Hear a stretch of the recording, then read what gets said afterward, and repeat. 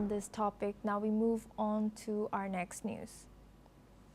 Protests have taken place across all 50 U.S. states with more than 1,500 marches and rallies held to honor the late Congressman John Lewis and his legacy of voting rights activism and civil disobedience.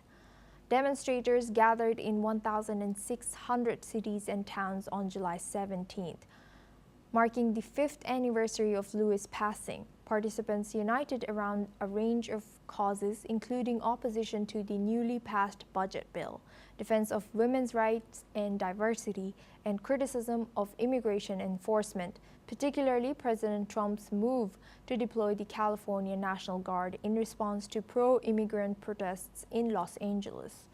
The events were framed as acts of good trouble, echoing Lewis' lifelong call to action. Now we are joined by Mark Sutherland. He's a geopolitical commentator joining us live from London. Thank you, Mark, for joining us today. Good to see you. Now, good to see you. Good to speak to you. Thank you. Thank you. With protests erupting across all 50 states on the 5th anniversary of John Lewis' passing, how is his legacy being reinterpreted by today's movements? The issue is that when President Trump became the 47th president, one of the mandates for that, for people voting for him, was to sort out the illegal immigration that had happened under the previous Biden administration, where the figure is a minimum of, to some, of 11 million people coming over the border, maybe far more than that, even up to 50 million, believe it or not. But then again, America is this massive continent that is of illegal immigration coming over the border, all the human trafficking chains doing their best to get as many people into the country with no legality. Then what has happened with these protests is mixing the civil rights movement, quite rightly during the 60s, for Black Americans to get the vote and to also challenge the segregation that was going on then at the time. But they were within America not being given full rights, in regard to that. But illegal immigration is a completely different subject. And what has happened is that there is a joining of that to then have a go at Trump. We have seen an 800% increase in attacks on ICE agents of the border agency.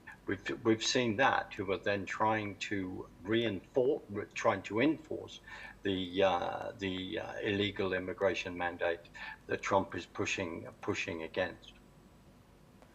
And Mark, now demonstrators rallied against the new budget bill, also criticized the deployment of the National Guard in California recently. So how are these flashpoints reshaping the political conversation ahead of the 2026 midterms, according to you? Well, the issue is that people need to do their homework in regard to people like Mayor Bass, that has alleged strong links with Cuba, with a Marxist mindset. I think the amount of journeys that she's made there need to be investigated. Plus her link a number of years ago to a very dubious organization that was then responsible, I think in 1985-86, for even a terrorist act on the People's House. This is real because these people have a socialist, but if not leading to a communist mindset, which is completely against what America actually stands for. So what we are then seeing is that they are all using this collectivist mindset. Some of the scenes that we have seen in California, where ICE border control agents have gone into a particular warehouse to then find that people are being trafficked, to then find that people are working in there against their wishes.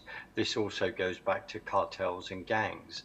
Now, how this will play out for the midterms. This is what the opposition to the Trump administration is really trying to rack up.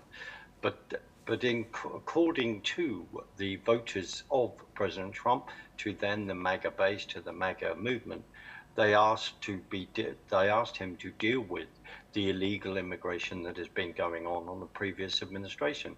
If they see that he is doing that to the best of his ability, then that should be positive in regard to the voter turnout and how that plays out in 2 years' time. There is a lot to play for, but the issue is that trafficking of children across the border is a huge issue and has been a huge issue. 300,000 children have gone missing, and the Trump administration have been asked to deal with that.